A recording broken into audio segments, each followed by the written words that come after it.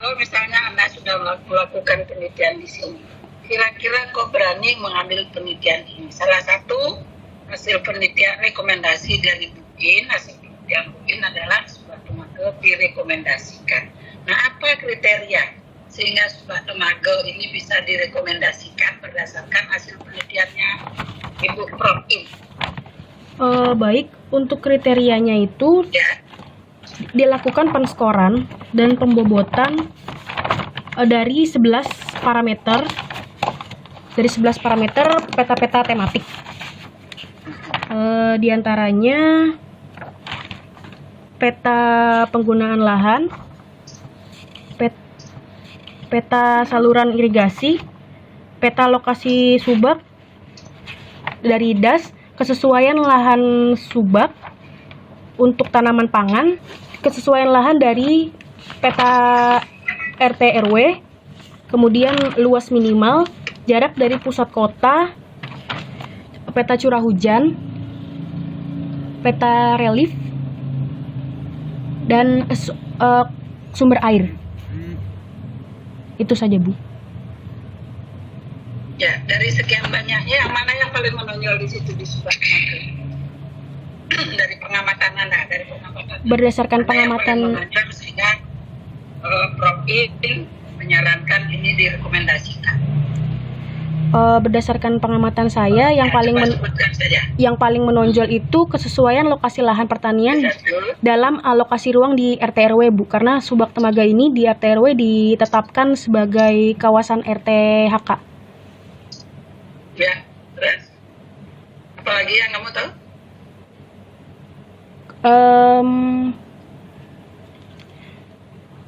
Kemudian luas minimalnya juga sudah di atas minimal persyaratan, Bu, di atas 5 hektar. Kemudian kesesuaian lahannya di Subak Temaga itu untuk tanaman pangan potensialnya sudah S1. Kemudian produktivitasnya menurut PP itu juga sudah di atas persyaratan, yaitu di atas 3 ton per hektar. Karena produktivitas di Subak Temaga itu sudah 7 ton per hektar, Bu. Oke, ya. Berarti di dalam pendahuluan Anda melakukan suatu penelitian mengenai database sumber daya lahan, ya. Itu berarti belum tergantung. Ya, mengapa Anda melakukan itu? Karena memang belum tersedianya sumber daya lahan untuk RP2P. Satu, berdasarkan undang-undang. Itu yang kedua, berdasarkan rekomendasi dari hasil penelitiannya login, sehingga kamu melakukan penelitian ini. Ya. Baik, Bu. Ditolong itu di pendahuluan. Kemudian coba saya ini kembali. Tadi kamu salah satunya menyebutkan kesesuaian lahan. Ya, halaman 30 di desa mana tuh? Halaman 30. Jadi di situ S1 padi sawah, S1 jagung dan seterusnya. Ya, baik, Bu, baik. Masih ingat Anda halaman 30? Ya, baik, Bu. Di situ. Baik. Nah, di sini ada beberapa yang kelebihan kacang tanah dan seterusnya, kelebihan air, ya, kelebihan curah hujan. Iya, Bu. Ya. Kemudian ada yang tidak cocok dengan temperatur, jadi di sini masih muncul. Kira-kira dari tabel ini, ya, kalau misalnya dia kelebihan air, ya, apa usaha perbaikannya sehingga misalnya masyarakat di sini itu mau mengusahakan tanaman itu. Contohnya kacang tanah, kelebihan air, bawang merah, ya, kemudian kubis dan seterusnya. Baik, Bu, untuk usaha perbaikan curah hujan dapat dilakukan dengan perbaikan saluran drainase, bisa juga dilakukan dengan pengguludan, Bu. Ya, ada lagi. Kalau misalnya cabai merah atau bawang merah ditanam pada musim apa? Musim kering. Musim kering berarti kapan dia harus menanam bawang merah? Ideal di musim kemarau. Cabai di musim kemarau. di musim kemarau ya. Jadi penyesuaian waktu tanam salah satunya itu kalau mau ke hortikultura sayur-sayuran. Ya. Baik, Bu. Nah kalau disebutkan kelebihan air, kemudian ada juga faktor pembatasnya suhu. Ya, berdasarkan pengamatan Anda di lapangan, kira-kira suhu itu jadi faktor pembatasnya. Ya, kalau Anda lihat tahu Denpasar itu tahu ya, panas, apa gitu. Apakah Denpasar itu termasuk menurut pengamatan Anda ya? Ini kan di atas kertas yang menurut sistem siapa di sini dia merupakan faktor pembatas. Tapi kalau menurut pengamatan Anda di lapangan, apakah itu faktor menjadi faktor pembatas? Iya Bu, karena umumnya di Denpasar itu suhunya cukup panas.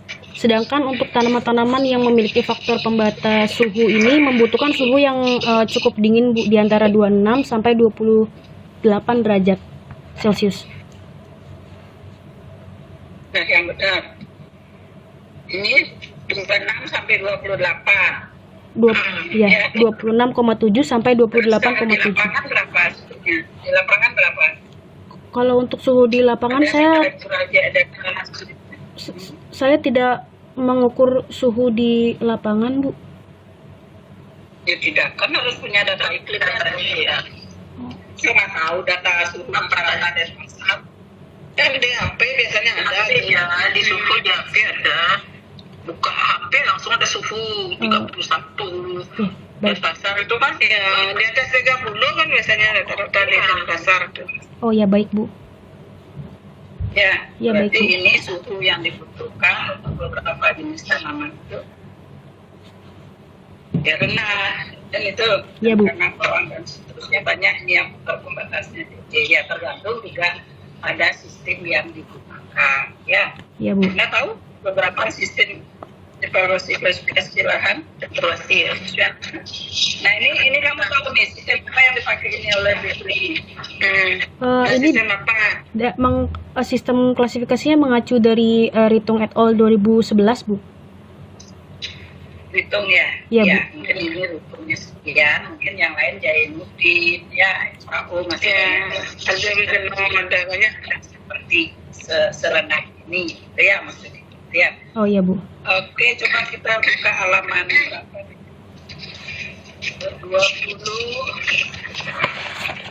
24 bagan alir. Ya. Bagan alir. Oh iya Bu. Kemudian di situ bagan alirnya. Ya. Nah, kira-kira di sini kamu interpretasi citra sudah poligon subah dan seterusnya. Kamu di sini tidak nampak penggunaannya ATR BPN. Kira-kira di mana kamu pakai? Di interpretasi Bu. Interpretasi yang mana? Setelah melakukan studi pustaka, kemudian itu kan menginput peta tematik dan citra ke dalam GIS-nya Bu. Nah itu kan melakukan interpretasi. Ya. Jadi saat melakukan interpretasi itu mengacu dari peta bidang tanahnya Bu. Ya. Berarti di sini belum ada ya? Oh iya Bu. Ya, tolong dilengkapi di situ. Nah, kemudian yang prinsip-prinsip aja nanti bisa didiskusikan lebih lanjut. Halaman 32 mengenai peta saluran irigasi. Ya, jadi isinya di sini peta saluran irigasi ya, dan apa namanya ini, peta jogging track ya. Iya Bu. Nah, di situ dari kalau Ibu lihat dari sumber ya, kamu di sini menggunakan peta bidang tanah nggak? Oh tidak Bu, maaf itu kesalahan Bu. Nggak pakai? Enggak Bu, enggak. Itu saya salah tulis Bu, mohon maaf. Okay. Ya, jadi artinya itu supaya tepat ya posisinya ada di mana, kapan kamu pakai gitu. Ya, baik Bu. Intinya begitu ya. Baik Bu. Oke, terakhir mungkin di kesimpulan 1 ya, kedua ya, informasi ketiga sumber daya manusianya kok nggak disimpulkan di sini? Masih kurang atau memang tidak? Ya Bu, masih kurang karena kemarin baru saya tambahkan Bu setelah revisi. Mohon maaf Bu. Oke. Ya. Ya. Oke, Putri, saya kira itu dulu. Bagi Beratna, terima kasih sudah memberikan menguji ya tadi dan memberikan saran. Selanjutnya kepada Bapak Insinyur Dewa Madya Agama MP, kami persilahkan Pak Dewa untuk Terima kasih Bu Ketua Tim Penguji, Om Swastiastu, dan Ibu Sani, Rajang Sore, mobil semua. Swastiastu. Ya, Saudari Ardia, Ya Pak. Bapak apresiasi tentang konten isi udah bagus, redaksi bagus dan udah diperhatiin. Saya saran dulu udah. Baik, terima kasih Pak. Ya, tulisannya udah cukup bagus. Barangkali Ya, masih terima ada kasih Pak. sedikit perbaikan ya. Ya Pak. Nah, baik untuk perbaikan di abstrak kamu nulis di sana jogging track koma jalan usaha tani apa koma itu strip miring itu jogging tracknya nyatu dengan jalan usaha tani. Iya nyatu Pak. Ini seharusnya garis miring Pak. Atau atau. Makanya di abstrak soalnya orang baca abstrak dikira beda jalan usaha tani berapa jogging track berapa itu artinya kalau diisi strip dan tahu ya. Iya Pak. Baik Pak. Nah, itu di abstrak kelihatan ya pertama. Nah juga saya bertanya mungkin ada saran nanti saya kasih saran ya. Baik Pak. Jelaskan apa beda kedaulatan pangan, ketahanan pangan dan hubungannya dengan food estate-nya ya. Kedaulatan pangan, ketahanan pangan kan itu. Iya Pak. Yang pemerintah sekarang kan ada food estate juga. Bisa Iya. nggak? Kalau dari segi definisi sendiri, kemandirian pangan itu kemampuan negara dalam memproduksi pangan yang beraneka ragam. Dalam hal ini mungkin diversifikasi pangan, Pak. Kemudian untuk ketahanan pangan adalah hak negara yang secara mandiri menentukan kebijakan pangan. Kemudian untuk kedaulatan pangan adalah kondisi di mana pangan bagi masyarakat itu terpenuhi secara berkelanjutan, Pak. Iya. Nah, terus apa hubungannya dengan food estate? Tahu food estate, lumbung pangan? Pangan, ya. Kan pemerintah Jokowi sekarang kan ada program food estate di Sumatera Utara, Umbangan Suduta di Kalimantan Tengah, Pulang Pisau dan Kapuas, Sumba ada ya. Di NTT di Sumba ya. Ya. Ini artinya Bu Sri ini kedaulatan pangan nih. Keterkaitannya dengan food escape, jika sudah tercapai kemandirian, ketahanan dan kedaulatan pangan, maka sebentar. Artinya begini, kalau sudah ada lumbung pangan, pasti nanti tujuannya pasti kedaulatan pangan supaya kita tidak impor lagi. Oh iya Pak. Apalagi di zaman COVID sekarang riskan sekali pangan itu, karena kontraksi ekonomi kan sudah ya negatif kayak Bali udah negatif. Syukur-syukur pemerintah sekarang kamu lihat kan pangan masih terjaga, beras dan melonjak-lonjak kan. Nah itulah tujuan adanya food estate. Apakah sebagai sumber pangan karbohidratnya mungkin di Kalimantan Tengah, hortikultura di Umbangan Suduta di Sumatera Utara misalnya ya, NTT juga supaya distribusi pangan nanti merata itu kali ya. Oh iya baik Pak. Supaya kamu tahu juga karena kamu nulis kedaulatan pangan, food estate juga harus tahu karena program sekarang itu ya. Oh ya baik Pak. Ya, nah tadi sudah satu ya jalan usaha tani, jogging track sudah. Bapak tanya, kamu pernah ke lapangan nggak di Subak Temanggung? Iya Pak, ke lapangan. Kenapa tidak ada pergiliran tanaman? Pasti kamu udah bisa jawab kenapa? Ada beberapa alasan Pak, diantaranya yang pertama itu karena ketersediaan air irigasi selalu tercukupi. Pak Lima dan Petani juga mengatakan bahwa hasil komoditasnya itu belum memiliki jaminan pasar. Kemudian harganya juga berfluktuasi Pak. Selain itu petani hanya memperoleh benih subsidi benih subsidi benih padi. Kalau untuk palawija itu informasi dari petaninya itu jarang-jarang Pak. Itu Pak untuk alasannya. Iya, kepastian harga tidak pasti. Kalau tanam palawija, kalau padi kan ada harga sampai tambah ada itu ya. Iya Pak. Bisa di samping itu apa? Kebiasaan petani dia tidak mandiri ngerjakan, diburukan aja. Coba dia nanam kedelai, repot panen repot. Kalau padi serendah semua, ngolah tanah traktor nyewakan, nanam nyewakan. Terus apa lagi? Yang lain apa lagi? Menyiangi burukan lagi. Nah itulah manja. Coba kamu lihat manja petani itu sebetulnya. Sehingga zaman sekarang disuruh nyakal perusahaan ya. Nah terus bagaimana manajemen bahan organik kalau memang kamu ke lapangan? Kalau hasil wawancara dan ke lapangan kemarin, sebagian besar itu ada yang dibenamkan Pak, ada juga yang dibakar, itu untuk penyemaian Pak, informasinya seperti itu, dan saya juga lihat kemarin di lapangannya. Iya. Nah nanti kamu lihat evaluasi kesuburan tanahnya gimana? Apa faktor pembatasnya? Kalau berdasarkan evaluasi dari penelitian Lanya et al 2012 itu tergolong sedang Pak, itu karena kadar C organiknya yang rendah Pak. Ya. Hubungannya dengan manajemen bahan organik, apa yang salah di sana? Coba kamu seorang sarjana pertanian sebentar kalau udah lulus. Kalau menurut pengamatan saya, untuk kenapa bahan organiknya tergolong rendah, karena masih cukup banyak yang jeraminya itu dibakar untuk persemaian Pak. Juga pupuk yang digunakan itu petani tidak menggunakan pupuk organik Pak, tidak mau. Jadi mempengaruhi juga untuk kadar bahan organiknya. Iya, itulah yang menyebabkan Provinsi Bali menuju pertanian organik. Karena rata-rata kadar bahan organik tanah di Indonesia itu rata-rata 3, bahkan udah di bawah 2. Optimalnya berapa dia? 5 Pak. Kamu masih ingat? 5%. Ya, syukur kamu masih ingat Bapak ajarin di lingkaran itu ya. Iya Pak. Kalau sekarang Anda mencari 5 berapa tahun itu? Rata-rata 5 tahun kalau terus-terusan dikasih atau bahan organik sisa. Panen dibenamkan, jangan dibakar-bakar kan itu.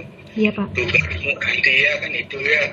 Iya Pak. Baik, sudah paham. Nanti ya kaitannya seperti evaluasi kesuburan sedang, dia organik rendah dan apanya rendah lebih satu. Kadar P tersedianya Pak. Tersedia pH tanah berapa kira-kira di sana? Sebentar. Tidak ada, tidak tamu, tidak ada. pH iya Pak, tidak ada, tapi untuk kalau dari sumber Ibu Trigunasi pH-nya 6,58. Ya, 6,58 dekati netral. Iya Pak. Ya, ekstraknya kamu pakai Olsen sebelumnya, kalau 7 ke atas Olsen dipakai ya, ini masih bre sebetulnya ya. Iya Pak. Nah itu bukan bre, ini kan evaluasi kesuburan total sebetulnya ya, ACL pakai ya. Iya Pak. Kalau orang mengevaluasi kesuburan itu PSR-nya HCl 25%, tidak boleh olehkan. Kalau kualitas baru boleh, mana tersedia dia ya.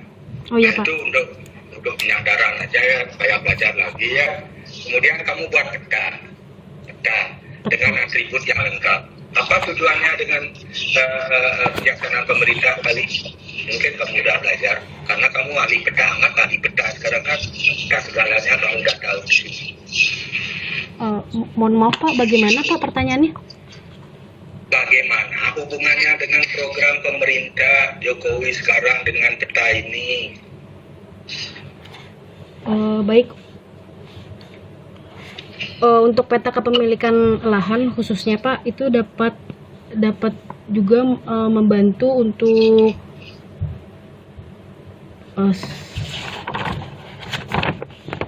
Bukan itu maksud Bapak, biasanya pemerintah sekarang kan KSP. Tahu kan KSP? Bukan Kepala Staf Kepresidenan Muldoko KSP itu. Kalau peta apa namanya KSP? Tahu atau tidak pernah dengar? Mohon maaf Pak, belum tahu Pak. Belum tahu. Kebijaksanaan satu peta. Makanya atribut penting itu kamu tulis kan udah orang lihat. Biar yang tahu kesuburan ini tidak perlu lagi lihat. Tahu kan? Itu maksudnya ya. Oh iya Pak. karena kamu banyak bikin peta biar tahu juga nyambung itu maksudnya ya. Oh nggih, Pak. Nah, koreksi lagi sedikit, halaman 25 tolong nulis formula rumus itu ya sama dengan itu lurus dengan per itu ya garis panjang itu halaman 25 coba kamu lihat sama dengan 25.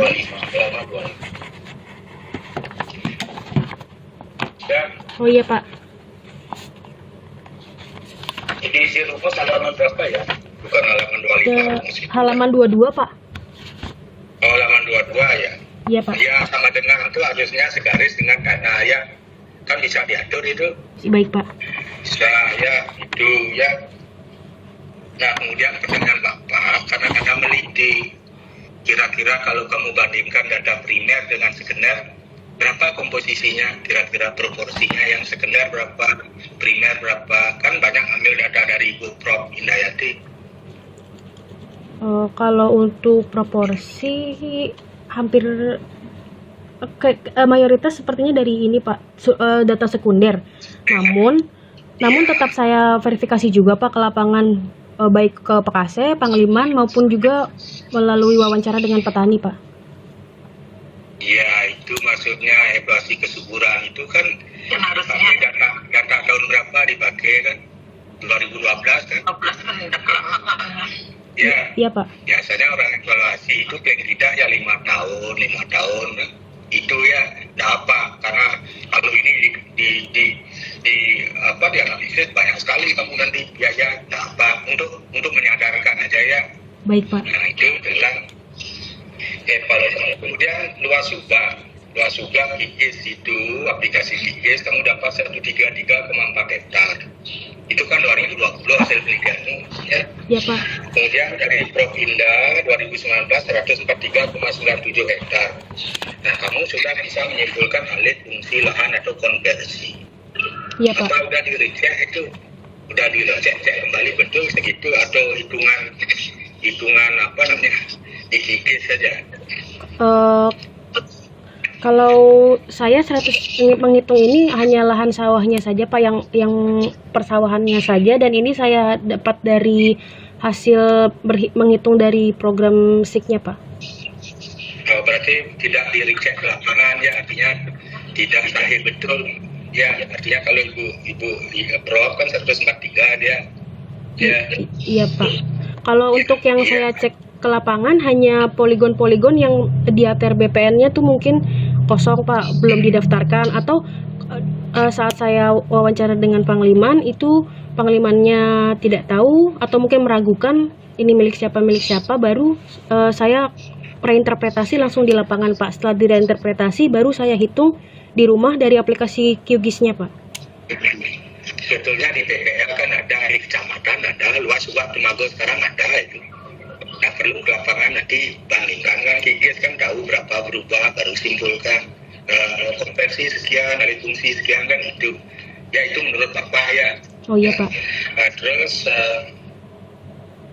ada lagi sedikit-sedikit nih salah ya untuk rumus. Oke, halaman 25 alinea 2 baris 4 ya. Halaman 25 alinea 2 baris 4 tertulis itu aja kan hal ini kan itu. Coba lihat halaman 22 halaman 25 ya. 25. Ini.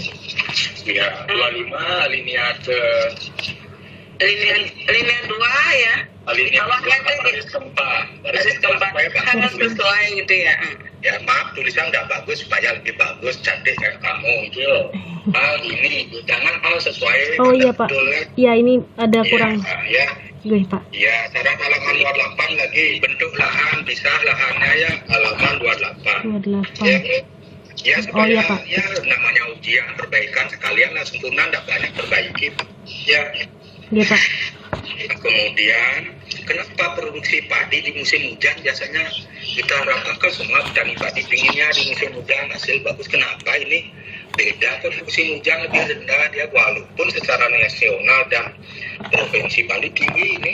Kalau Bali kan masih 6, nasional 5,5, di sini 7,5 ke 8,5 ya. Kenapa di musim hujan jelek produksinya? Di samping karena rebah.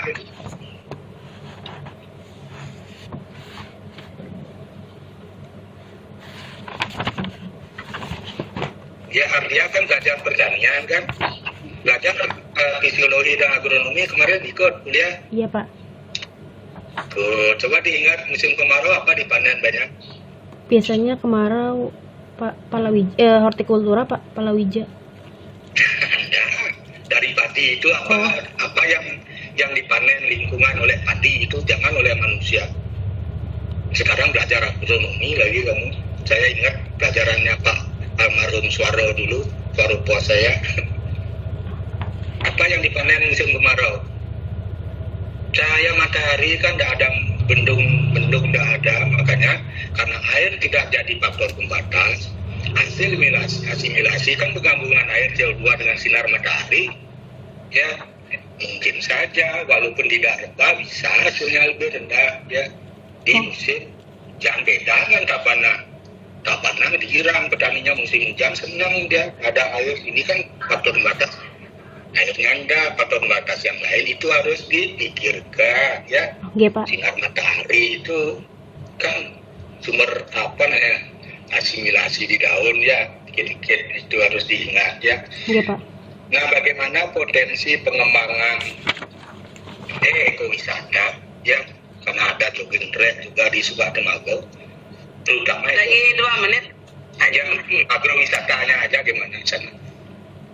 Kalau menurut pengamatan saya di lapangan untuk pengembangan agrowisatanya, khususnya untuk di jogging tracknya itu masih kurang Pak, karena masih banyak jogging tracknya yang rusak, karena kan jogging tracknya juga sekaligus untuk jalan usaha tani dan sering untuk lalu lalang kendaraan. Jadi itu Pak yang menjadi minus dari untuk agrowisatanya. Selain itu juga jogging tracknya baru ada di bagian utara Pak. Untuk bagian selatan masih pembangunan. Jadi di bagian tengahnya belum tersambung. Ya, berarti ada potensi untuk agrowisata ya. Nggih Pak. Potensinya ada, cuma perbaiki sarana. Baik, itu aja Bu Detri pertanyaan. Oke. Terima kasih Pak. Ya, terima kasih. Terima kasih. Ya, terima kasih Pak Presiden Dewa Media Agama, sudah banyak tadi ya. Tolong dicatat nanti ke dia Nggih Bu. saran-saran ya. Ya. Kemudian selanjutnya saya juga akan memberikan ujiannya dari Ibu sendiri. Nggih Bu. Nanti berikutnya baru dari pembimbing. Oke. Saya bertanya dulu. Selamat dulu ya buat Adia ya. Ya, terima kasih Bu. Kamu sudah sampai ke tingkat terakhir ini. Sudah Iya, Bu. sampai ke ujian terakhir ya. Nggih Bu. Pertama, Ibu lihat dulu dari kita lihat. Abstrak sudah memenuhi syarat, sudah Ibu lihat ya. Iya, Ada Bu. ringkasan, di dalam ringkasan itu jangan membuat awal kalimat dari kata hingga itu ya, nanti diperbaiki. Bu sudah coret-coret di sini, silakan nanti diperbaiki. Oke Bu. Kemudian yang lainnya sudah bagus tulisannya, kamu Oke Bu. sudah Bu lihat tadi. Tidak banyak sih kesalahan-kesalahan penulisan. Oke Bu. Ibu sudah kasih tanda di sini, sudah Ibu lipat-lipat ya. Baik Bu. Baik, sudah. Ini juga Ibu komentari dulu. Dari hubungan dengan daftar pustaka dengan yang mengutip itu seperti Suarjaya, seperti Situgma, itu kan dia dari jurnal mengambilnya. Berarti di tulisan di statementnya di sini pasti ada di kakak atau et al. Ya, tolong diperhatikan tuh banyak sekali ya, Tugma, Suarjaya, kemudian Veronica, itu semua itu bimbingannya Protin sama Bu Ratna dengan Pak Dide itu kalau membuat di daftar pustaka itu berupa jurnal, bukan penulisnya bukan satu gitu di Ardia. Ya. Oke Bu. Sudah, terus kemudian di dalam jurnal ya, artikel ya, di dalam artikel, dalam penulisan artikel, di bawah itu, di bawah keyword itu tidak usah di garis bawah, ya, tidak ada garis bawah di sana. Kemudian yang kedua, tolong dicek spasinya. Spasi itu standar 1,5 spasi ya, bukan 2 spasi, bukan sama dengan penulisan skripsi. Nah itu, tolong nanti dicantumkan juga kan sudah saudara Ardia kan sudah menulis itu berapa persen itu diambil sampel di lapangan 30-an ya. Nanti dicantumkan di dalam jurnalnya di sini ya. Oh, di gitu. halaman 4 itu ya sudah Ibu isi tulisan juga berapa persen itu. Oh, gitu. Cantumkan di situ. Kemudian penulisan yang yang agak menggelitik juga Ibu sudah kasih di sini ya. Iya, Sudah Bu. kasih dana halaman berapa nih, halaman 6 sudah Ibu kasih dana. Kemudian halaman 7 juga sudah ada sedikit kalimat-kalimat yang kurang bagus.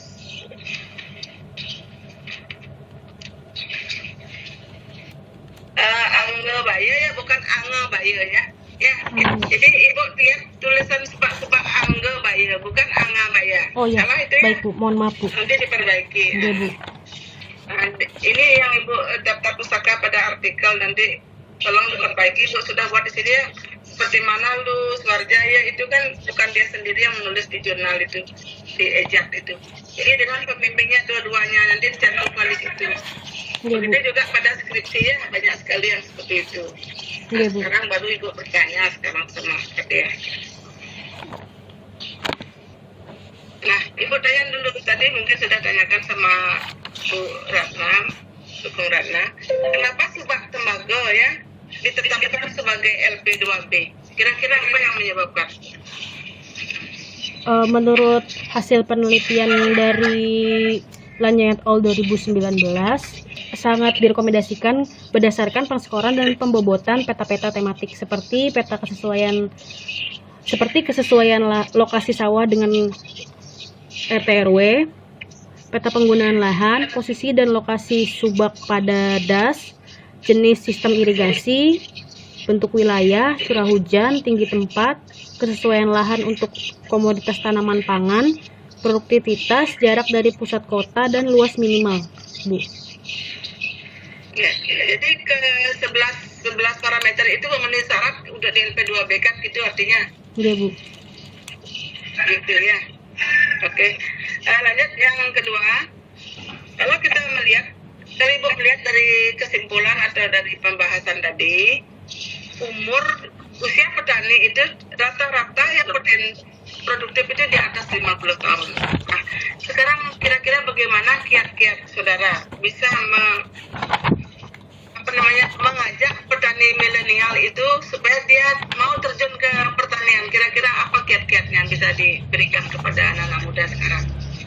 Supaya tidak tua umurnya mengerjakan pertanian. Jadi anak-anak muda ini supaya dia mau bekerja ke pertanian sekarang. Kalau dilihat dari hasil penelitian saudara, kira-kira bagaimana? Kalau menurut hasil penelitian saya dan menurut pendapat saya, permasalahan utama di Subak Temaga itu adalah jaminan pasar, Bu. Jadi mungkin bisa pihak pemerintahan bisa lebih mengintensifikasikan jaminan pasar baik untuk komoditas pangan maupun komoditas hortikultura. Selain itu, mungkin bisa dengan pemberian kompensasi jika mengalami gagal panen, Bu. Kemudian mungkin juga bisa dibantu dari keringanan pajaknya, Bu. Pajak bumi dan bangunannya. Mungkin juga bisa dengan memberikan intensif untuk pelaku usaha taninya, Bu. Juga yang terakhir yang paling penting, penyuluhan dan pelatihan untuk meningkatkan kualitas sumber dayanya juga, Bu. Oke, itu kan dari pemerintah itu dari pemerintah. Sekarang kira-kira dari menurut Ardia, bagaimana kita mengajak petani-petani milenial itu supaya dia mau terjun ke pertanian? Kira-kira teknologi apa yang bisa diterapkan kepada anak-anak muda itu? Itu kan saran-saran dari pemerintah tadi itu. Kira-kira kalau menurut Ardia gimana? Mau nggak petani muda itu, anak-anak muda itu mau nggak terjun ke pertanian sekarang? Kira-kira apa yang kita bisa terapkan? Teknologi apa yang supaya anak-anak muda itu mau terjun ke lapangan? Anak mahasiswa aja sekarang sudah banyak. Kira-kira apa? Mungkin dengan menggunakan Alsintan yang modern, Bu. Jadi mau lebih efisien dari segi waktu dan juga mungkin bisa meningkatkan produktivitasnya, Bu. Teknologi ya seperti drone gitu yang mungkin bisa diterapkan seperti itu supaya anak muda itu mau terjun ke pertanian nanti. Kemudian biaya untuk menopang itu, harga ya tadi sudah ditetapkan harga ya. Kemudian tadi sudah ditanyakan ini ya perbedaan perbedaan poligon pemilikan lahan ya. Yang lain dulu ya, yang lain. Petani pemilik lahan, berdasarkan hasil penelitian tadi Ibu lihat, petani pemilik lahan lebih senang menyerahkan lahannya itu kepada penggarap. Kira-kira apa yang menyebabkan? Ini berkaitan karena lokasi Subak Temaga itu berada di pusat di perkotaan, Bu. Jadi memiliki banyak alternatif pekerjaan lain yang dianggap lebih menjanjikan dibanding bertani, Bu. Gitu ya. Nggih, Bu. Jadi dia bekerja di luar pertanian gitu. Nggih, mayoritas pemilik lahannya bekerja di luar sektor pertanian, Bu. Oke. Nah ini juga ada pernyataan di dalam draft skripsinya, perbedaan jumlah poligon kepemilikan lahan yang tercantum dalam ATR atau BPN sebanyak 432 poligon, sedangkan jumlah pemilikan yang telah diverifikasi 466 poligon. Apa benar perbedaan tersebut Nggih, Bu. belum didaftarkan di BPN? Nggih, Bu. Ini kan hubungannya ke ini nanti hubungannya ke RDKK ini hubungannya. Kalau dia tidak mendaftarkan ke BPN. Kalau dari hasil interpretasi dan juga survei, betul adanya demikian, Bu. Ada bagian-bagian yang di petanya itu kosong, Bu, belum ada poligonnya. Belum ada poligon, berarti dia kan tidak dapat bagian pupuk ya? Kalau menurut aturan seharusnya iya, Bu, karena kan diatur dalam RDKK Subak Temaga. Tidak dapat ini diskusi apa wawancara dengan petani. Kalau Dengan Kapolkaseh. dengan Panglima kemarin sempat juga ada beberapa petani yang letaknya sangat jauh dari maksud saya lahannya itu letaknya sangat jauh dari hamparan lahannya. Jadi dia berusaha tani secara mandiri, Bu. Tidak terdaftar di dalam bantuannya itu, Bu. Begitu ya. Ya, ada beberapa yang kemarin seperti itu. Oke, kalau demikian lanjut ke nanti daftar pustakanya tolong diperbaiki ya. Iya, Bu, baik. Itu banyak sekali nih. Oke, dari saya cukup dulu. Kemudian lanjut ke penguji berikutnya kepada Ibu Dr. Insinyur Pandesri Semania CMS, kami persilakan. Ya, selamat siang. Selamat siang, Bu. Penguji juga di RTD ya. Iya, selamat siang, Bu. Terima kasih atas waktunya, Bu pimpinan sidang. Ya, kalau lihat ada tulisannya ini kan sudah beberapa kali juga dia konsultasi sama Prof. Indayati juga sama saya ya, tapi walaupun demikian masih ada beberapa ya tidak banyak sih tulisannya, mungkin yang ada kekeliruan itu tidak banyak, tidak merubah apa isinya, tapi mungkin salah pengertikan, nanti kurang jeli melihat yang mestinya dipisah, disambung ya, masih ada yang miring, dikasih koma ya, itu ya. Kemudian yang tadi juga ada bool itu saya sebetulnya sudah beberapa kali ngasih tahu ke adik, ini bool, ini deh, apa ini perbaiki, tapi masih juga terakhir ya, ada apa-apa nih nanti terakhir ya, tulisan terakhir diperbaiki lagi ya. Kemudian tadi ada rumus, benar juga itu rumusnya harusnya sama dengan yang pada garisnya ya deh ya. Baik, Bu. Pada garis perbaiki, kemudian kalau menulis di rumusan masalahnya itu bagaimana, itu harusnya ada, kalau ada tanda tanya harus ada bagaimanakah gitu ya. Nanti diperbaiki lagi ya deh ya, sebelum dijilid ya, diperbaiki lagi, dikonsultasikan kepada dosen yang memberikan saran tadi ya, bagus sarannya. Kemudian ada juga ini adik masih di halaman 18 itu ada 432, harusnya 332 ya. 18. Temu di halaman 18 itu udah 33 metode kan, nah itu harusnya 331, ini sudah 4 langsung ya, 331, 332 harusnya sudah 4, nanti sudah ibu kasih tanda sidik. Kemudian terus sampai ke belakang 435 harusnya 335 ya. Kemudian tadi benar juga dari Bu Ratna ya untuk menambahkan itu ya, satu kotak lagi ya dia. Oh, nggih, Bu. Di bagian alirnya itu ya. Oh, nggih, Bu. Ya, di bagian alirnya. Kemudian tadi Bu Sri juga di pustaka itu ya, kalau menyitir untuk pustaka itu, kalau biasanya di jurnal itu seperti yang apa namanya swajaya itu kan dia menulis sama pembimbingnya. Nah itu harus ada sama pembimbingnya ya. Oh nggih Bu. Harus sama pembimbingnya. Kalau ada menyitir dari jurnalnya ya harus sama pembimbingnya. Kalau menyitir dari tesisnya atau skripsinya tidak dengan pembimbingnya ya. Oh nggih Bu. Sendiri gitu loh kalau jurnal ya. Kemudian yang perlu diingat nanti di penulisan jurnal itu kalau ada gambar, ada apa itu tidak boleh diisi nama pembimbingnya ya. Hanya boleh sumbernya saja ya. Nggih Bu. Nah, kemudian di poligonnya berapa? 466 ya. Iya, Yang Bu. verifikasi 432. Terus yang 34 itu kemana lagi? Nah, itu yang perlu saya tanyakan ya. Iya. Sudah dijawab. Itu kan hubungannya ke FDKK ya. Kan kalau dia tidak mendaftarkan kan tidak dapat subsidi dia akan kelewatan aja nanti ini. Nah, itu loh, itu tujuannya dia mendaftarkannya. Itu sudah dari Putri, terus kemudian dari Bu Ratna juga saya tadi menyoroti tentang evaluasi kesesuaian lahannya ya. Jadi ini kan semua evaluasi kesesuaian lahannya bersumber dari hasil penelitiannya Putri Gunase ya. Tapi paling tidak adik harus tahu. Nah tadi sudah dikatakan faktor pembatasnya suhu. Suhunya harusnya 26 sampai 28.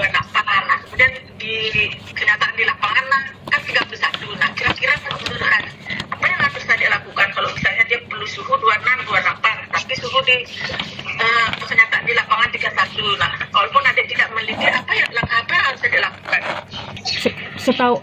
Sepengetahuan saya untuk suhu itu hanya bisa dimodifikasi mungkin lewat rumah kaca gitu Bu. Kalau untuk drainase bisa dilakukan perbaikan dengan pengguludan atau perbaikan saluran drainase Bu.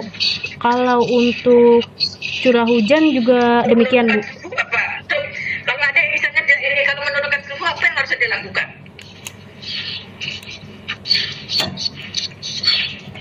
Apa? Apa untuk menjaga iklim mikronya itu? Halo Ardia, Kalau kamu itu suhu 31 itu pada waktu kapan? Rata-rata atau apa? bagaimana Prof? Mohon maaf. Nah, kamu kan tadi ngomong bahwa suhunya 31. Dari pertanyaan Bu Dr. Sri itu, kamu 31 itu pada waktu kapan menetapkan 31 memperoleh data? Itu saat survei lapangannya Bu. Nah, pada waktu kapan? Karena kan sepanjang tahun kan tidak sama suhunya. Pada bulan November, sekitar bulan November.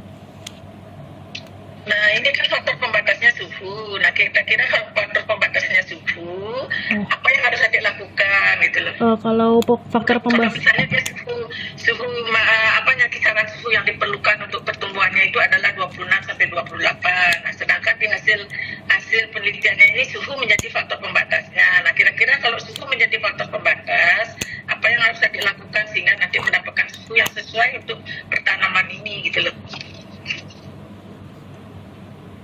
kalau Saya tanya dulu, ya, Nadia, iya Prof. distribusi suhu per bulan ada nggak? Saya tidak ada data tersebut Prof. Nadia, Iya Prof. ada nggak distribusi suhu? Karena kalau di Bali atau di Denpasar pada bulan-bulan tertentu itu suhunya lebih dingin daripada bulan yang lain. Itu maksudnya ya itu. Punya nggak kamu datanya? Mohon maaf, saya tidak ada data tersebut Prof. Nah, ya nggak bisa jawab sudah. Ya sudah Bu, dibiarkan sudah, nanti lanjut lagi ya. Nah tadi juga ada pertanyaan dari Pak Dewi ya. Saya juga dari Bu Ratna juga ya sama Pak Dewi tadi. Putri juga alasan memilih Subak Tembaga. Nah kemudian di sana ada Subak LP untuk pertanyaan kelanjutan ya LP2B. Nah kira-kira apa sih tujuannya LP2B itu dia? Untuk secara garis besar tujuan LP2B untuk mewujudkan kemandirian, ketahanan dan kedaulatan pangan, Bu. Hanya itu aja? Ada untuk tujuan lainnya kalau dilansir dari Undang-Undang Nomor 41-nya. Sebentar, Bu. Dari pasal 3 tepatnya, untuk melindungi kawasan dan lahan pertanian pangan secara berkelanjutan, menjamin tersedianya lahan pangan secara berkelanjutan, mewujudkan kemandirian, ketahanan, dan kedaulatan pangan, melindungi kepemilikan lahan pertanian milik petani, serta mempertahankan keseimbangan ekologis, Bu. Ya, tidak ada lagi fungsi lahan ya. Iya, Bu. Itu juga ya membatasi terjadinya alih fungsi lahan ya. Iya, Bu. Ya, bagus jawabannya ya. Adik sudah menguasai lah apa yang ditulis ini ya. Iya, Bu. Kemudian yang perlu juga saya tadi sudah banyak ditanyakan sama Bu Ratna sama Bu Tri juga ya, hampir sama tadi pertanyaan. Nah, tadi juga apa alasannya Subak Tembaga layak ditetapkan sebagai LP2B? Tadi Bu Tri juga sudah ya. Apa deh kira-kira deh tadi? Kalau berdasarkan hasil penelitian yang dibandingkan juga dengan syarat-syarat dari Permentan nomor 7 tahun 2012 tentang pedoman teknis kriteria persyaratan kawasan lahan dan lahan cadangan pangan pertanian berkelanjutan, Subak Temaga itu layak ditetapkan menjadi LP2B karena sudah memiliki hamparan lebih dari 5 hektar, memiliki kesesuaian lahan potensial untuk tanaman pangan pokok atau padi sawah sangat sesuai, memiliki infrastruktur dasar seperti saluran irigasi dan jalan usaha tani, produktivitas tanaman pangan pokoknya sudah di atas 3 ton, yaitu 7 ton per hektar, sudah menerapkan intensitas pertanaman untuk tanaman pangan di atas 1 kali setahun, sudah memiliki air irigasi yang selalu tersedia sepanjang tahun. Demikian, Bu. Ya, itu ya kenapa dia ditetapkan sebagai LP2B. Nah, di Denpasar itu ada berapa subak yang ditetapkan sebagai LP2B, Dek? Kira-kira ada beberapa subak ya. Coba kira-kira yang Adik tahu subak apa yang sudah ditetapkan menjadi LP2B? Yang saya tahu itu sudah Anggabaya, Umalayu, Madese, kemudian Subak Sembung, Subak Kerdung, kemudian Apa lagi? kalau saya lihat dari petanya umumnya ada di wilayah utara, Bu. Umumnya Iya, kalau lihat dari petanya, Bu. dari petanya Iya, Bu. di Denpasar ada berapa subak? 42. Dari 42 itu berapa? Siapa bilang 42? 40 Nah, itu ibunya yang sudah ahlinya itu bilang. Siapa bilang 42? sebentar, Bu. Berapa jumlah subak sekarang yang ada sekarang? 40 41 ya. Oh, iya, Bu, mohon 41 maaf. subak yang masih ada sekarang. Iya, Bu. Ya. Kemudian yang tadi berapa tadi yang sudah dikatakan LP2B? Kalau dari LP2B ini 14 ada subak 11 juga 4. Ya, harusnya adik tahu subak-subak mana aja yang sudah dinyatakan P2B berapa subak ya. Iya, Bu. Jangan baru subak belajarnya subak tembaga aja. Tapi kan ini menyangkut di Kota Denpasar ya, harus cakupannya lebih luas lagi yang adik wawasannya harus adik tahu gitu loh, walaupun detailnya ada lagi subak tembaga ya. Iya, Bu.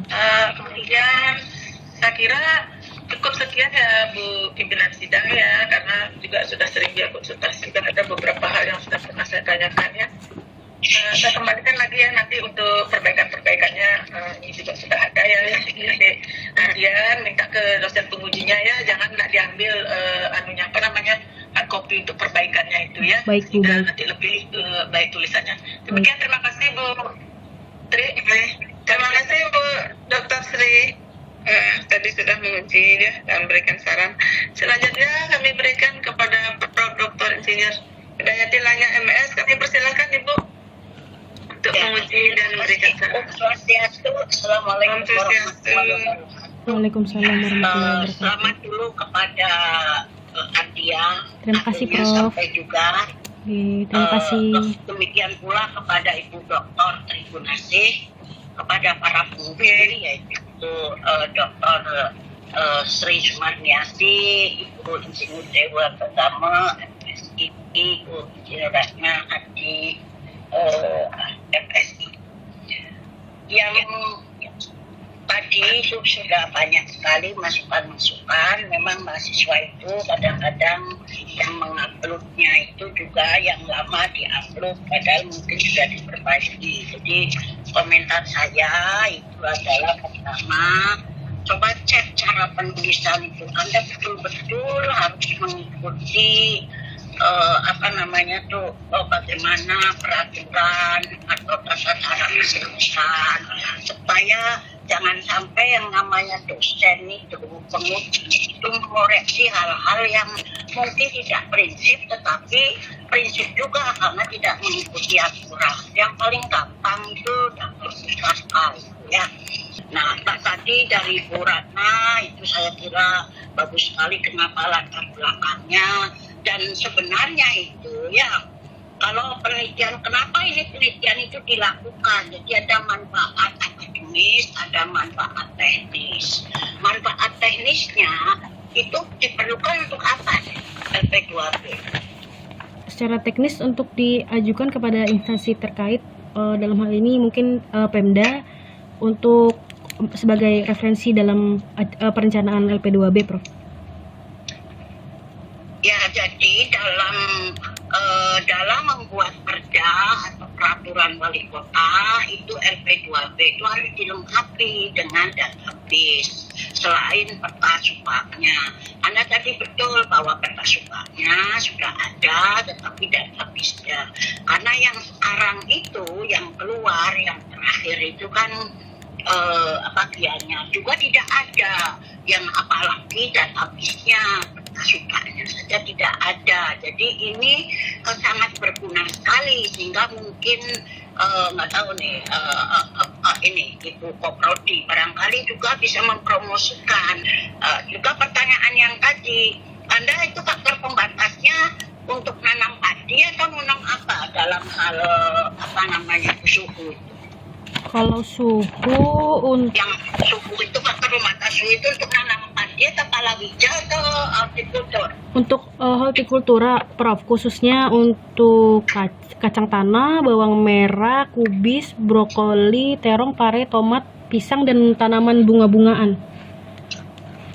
Ya, kalau brokoli nggak mungkin karena dia suhunya itu kan harus jelas, harus karena ada kelembaban juga nanti ada. Tapi kalau hanya suhu itu di Denpasar khususnya Bali bagian selatan pada waktu musim bulan Juni, Juli, Agustus itu lebih dingin daripada bulan-bulan yang lain sehingga nanam bawang, nanam ini yang hortikultura itu akan lebih baik pada waktu musim kemarau yang penting air tersedia dan sebagainya. Jadi itu maksudnya tadi. Jadi apa yang ditulis itu harus bisa dipertanggungjawabkan ya. Jadi itu saya kira. Jadi apa artinya gitu. Kalau kita melihat memang kalau orang organik pasti organik itu harus gini. Tapi kalau hidroponik juga nggak ada organiknya, bisa dia tumbuh dengan baik dan sebagainya. Oleh karena itu kita harus mencerna dulu pertanian tadi Pak Dewo. Memang kalau programnya pemerintah bahwa pertanian organik boleh, tapi itu program yang akan memerlukan biaya yang sangat besar sekali dibanding dengan bagaimana kita menggunakan pupuk yang berimbang itu. Jadi kalau pupuk organik saja nggak mungkin karena 20 ton harganya berapa. Nah, kenapa tadi juga ditanya kenapa tidak menggunakan pupuk organik Anda itu? Berdasarkan hasil Tadi ada pertanyaan. Enggak, Prof. Berdasarkan hasil wawancara dengan petani, penyebab tidak menggunakan pupuk organik yang paling utama adalah karena volumenya terlalu banyak, Prof. Kalau misalnya kita gunakan urea atau Ponska kan hanya 200 kilo per hektar, sedangkan untuk organik 500 kilo per hektar. Selain itu, penyebab terbesar yang kedua adalah tumbuh gulma terlalu banyak ketika menggunakan pupuk organik, Prof. Nah itu, jadi betul sekali. Satu, biayanya lebih mahal. Yang kedua, gulmanya, sehingga tenaganya besar. Sementara petani di sana adalah umumnya petani petani sambilan ya. Jadi kalau petani sambilan, kalau baru 1 minggu aja banyak gulmanya, dia tidak punya waktu dan sebagainya. Jadi banyak sekali efeknya. Kalau di kampus percobaannya atau penelitiannya itu hanya polybag atau jangan boleh-boleh saja, tapi begitu menyangkut ke lapangan itu banyak suatu masalah. Jadi itu ya. Nah ini juga saya ingin tanyakan kepada Anda ya, bahwa tadi itu kan ada pertanyaan dari Putri, Dr. Tri ya, pertanyaannya itu poligon yang juga ditambahkan oleh Bu Dr. Sri. Mana yang ATR BPN lebih luas atau lebih banyak atau lebih sedikit?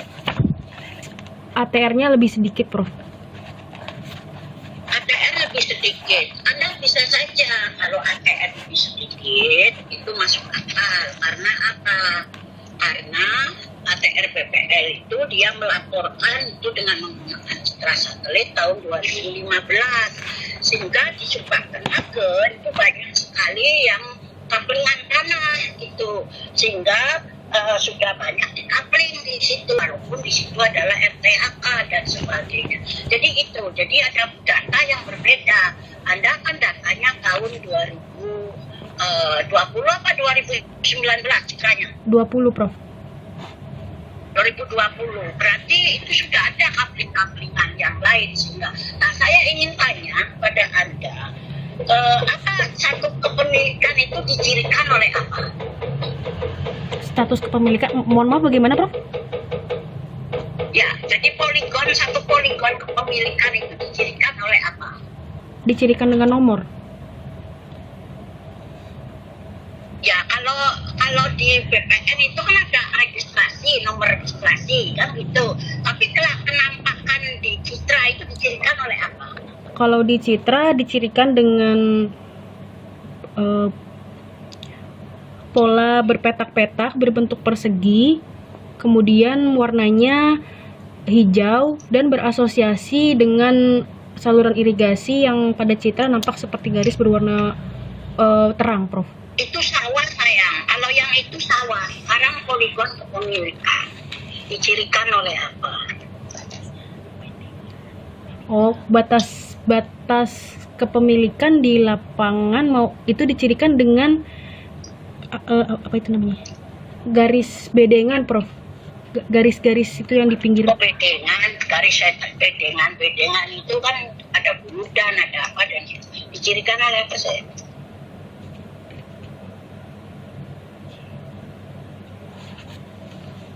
Dicirikan oleh adanya garis yang sejajar ya. Garis sejajar itu yang panjang, garis sejajar. Jadi dua garis sejajar itu adalah satu poligon pemilikan. Bagaimana bedanya dengan pemilikan lain? Itu biasanya dibedakan dengan penggalan-penggalan, itu galengan-galengan yang memotong yang garis sejajar itu. Nah itu sebenarnya. Jadi kalau memang berubah galengan yang satu itu lebih geser ke bawah, terus ininya ke atas atau lebih geser ke mana, itu tandanya adalah. Jadi nanti ditambahkan ya. Jadi apa cirinya?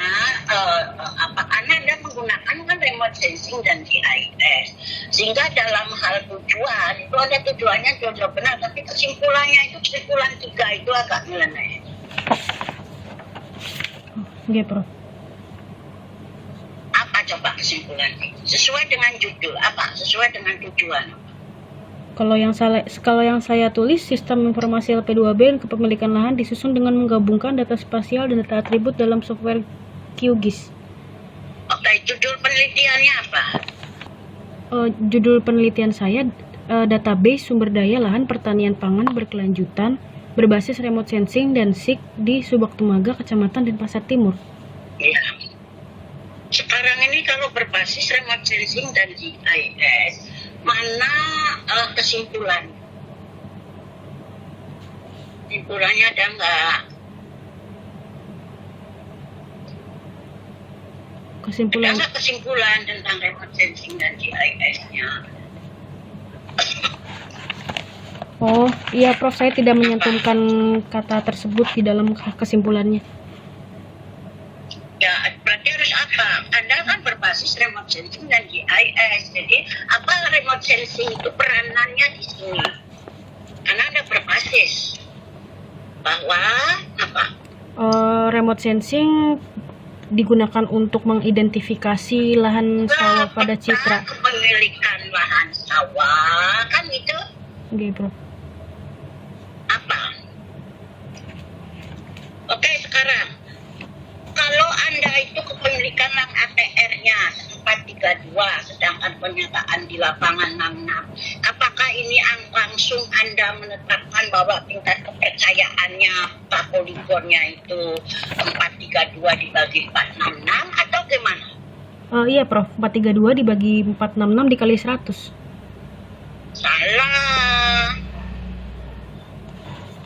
Yang 466 itu sumbernya dari mana? Yang 466 itu kan sumbernya belum tentu yang ATR-nya itu adalah salah, tapi karena ada apa? Karena ada apa? Perbedaan waktu. Karena ada pemecahan hak milik. Yang tadinya satu lonjor itu dipecah-pecah menjadi kapling-kapling. Itu bisa terjadi bukan karena kesalahan. Ya, Iya, Prof.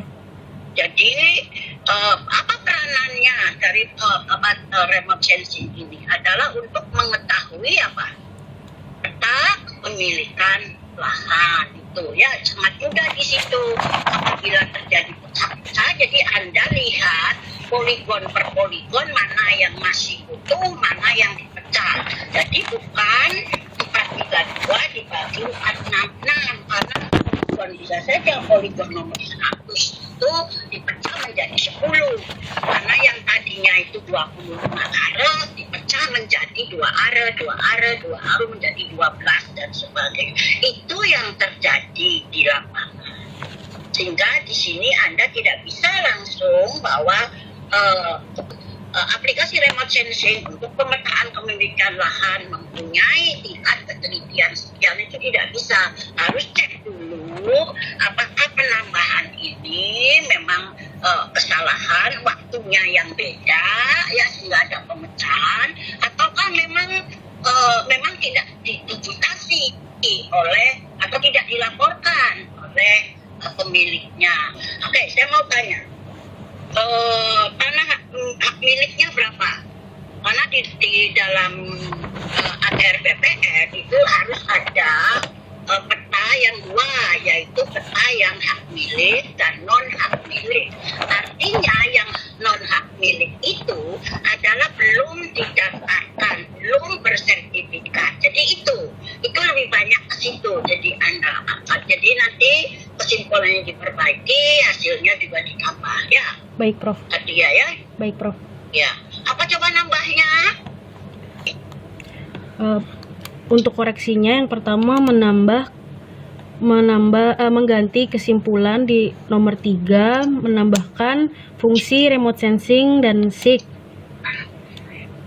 Kemudian Ya, fungsi remote sensing itu kan untuk pemetaan. Jadi begitu nomor status kepemilikan lahan sebanyak 56 orang kan gitu, atau petani pemilik. Tapi petani pemilik di peta ATR BPN itu ada yang namanya itu adalah hak milik dan hak bukan milik. Jadi masih yang haknya itu masih masih berupa bibir, jadi belum disertifikatkan. Ya, Iya, itu Prof. bisa juga terjadi ya. Iya, Prof. Jadi itu harus ada karena Anda berbasis remote sensing dan GIS. Kalau remote sensingnya untuk identifikasi kepemilikan, kalau GIS-nya untuk pemetaan. Jadi itu yang harus ini karena harus sesuai dengan judulnya ya. Iya, Ya Prof. saya kira segitu saja dulu karena ini masih ada perbaikan ya. Jadi walaupun mungkin tukma ya nggak apa-apa kalau tukma itu sudah lewat sudah. Apa bedanya penelitian dengan tukma? Bedanya hanya tempatnya saja? Enggak, tapi bedanya Anda bisa ada kepemilikannya itu adalah ada non kepemilikan itu hak milik dan jadi bukan hanya petaninya saja ya. Iya, Prof. Ya saya kira itu saja. Terima kasih. Terima kasih, Prof. Ya. Terima kasih Bu Prof. Sudah Kembalikan banyak. lagi. Ya. Terima kasih Bu Prof atas waktunya tadi sudah menguji dan memberikan saran, banyak saran. Nanti tolong Adia ya diperbaiki saran-saran dari masing-masing dosen. Nah, untuk mengumumkan nilai kami memberikan waktu keluar dulu dari room ya. Nggih, Bu. Ya, silakan Baik. keluar dulu dari room ya 5 menit ya. Kami akan diskusikan nilai dulu ya. Baik, Bu. Baik. Terima kasih, Bu. Ya. Saya izin keluar dulu ya, Bu. Nggih. Oke.